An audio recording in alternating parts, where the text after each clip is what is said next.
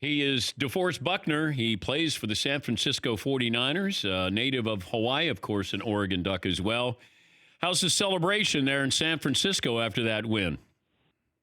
It's been really good. Thank you for having me on the show, Dan. And I'm glad to have you on. Do you guys go out as a team, or like the defense? Do you celebrate? Is that a big deal?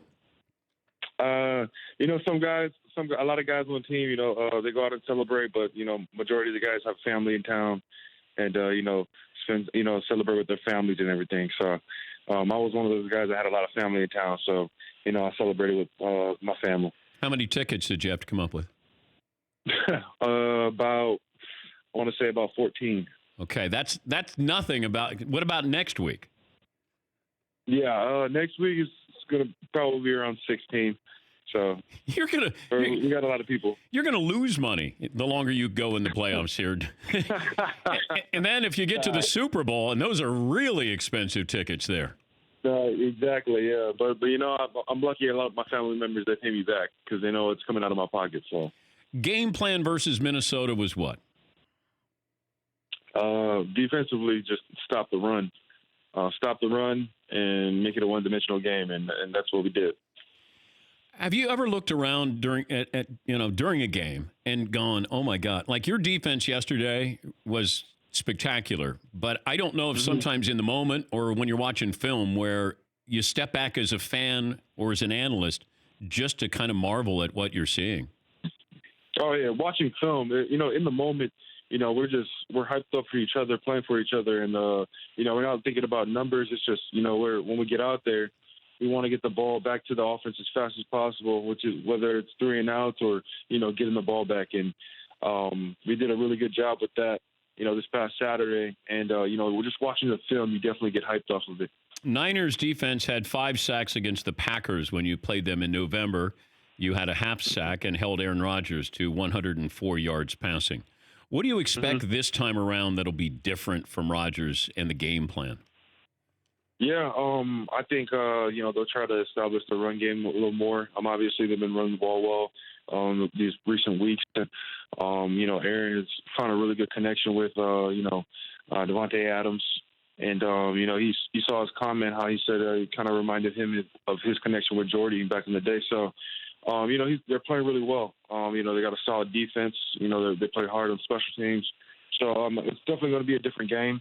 A different type, a different Aaron, obviously, coming back to the Bay. They got a chip on their shoulder, coming back, and they want to, obviously they want some redemption. So it's going to be, we're not expecting the same team we saw earlier in the year. Do you say anything to opposing quarterbacks during the game? Do you talk at all?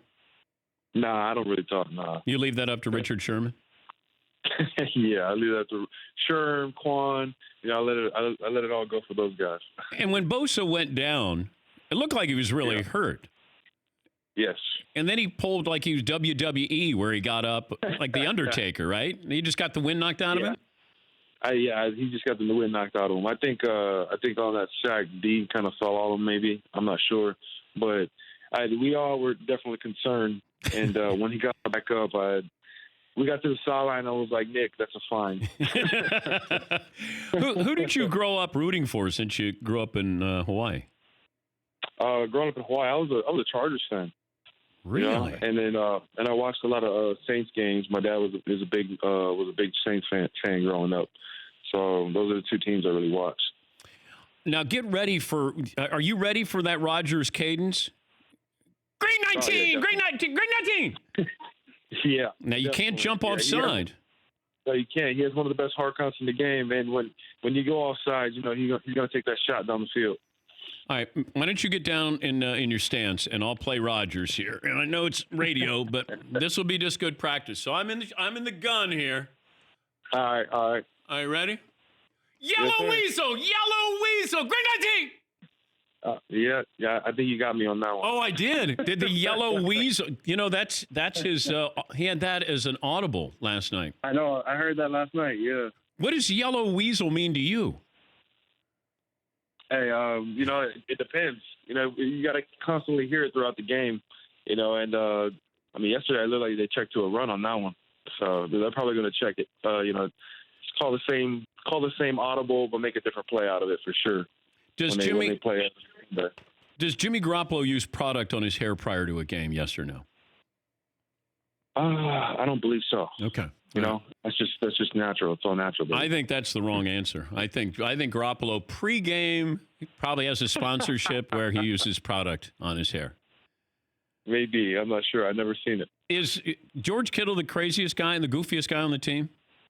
Definitely. Like, what would be your favorite story? Like, if you said, somebody says, hey, what's George Kittle like? And do you have a story that you would tell about George that shows how goofy? He's just an overall joker, man.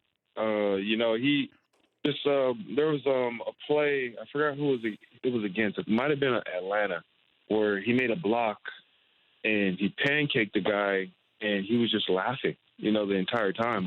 We saw it on film. You could see his face; he's just laughing the entire time. So, you know, he's just a joker, man. Well, you can have a sense of humor and laugh when you're playing as well as you guys are, but that was very, very impressive performance against the Vikings. I likened it to the '85 Bears in the Super Bowl with the Patriots. I thought you guys had every answer possible against that offense, and that offense had been playing pretty well, but the pressure you put on Kirk Cousins, that was really, really impressive, and that's why I wanted to have you on. So we appreciate your time, and good luck this weekend, DeForest. All right, thank you for having me again, Dan. That's DeForest Buckner. He turns 26 in March. He grew up on Oahu, I believe. For more Dan Patrick Show, tune into Audience Channel 239 on DirecTV. Stream for free on BR Live or download the Dan Patrick Show app.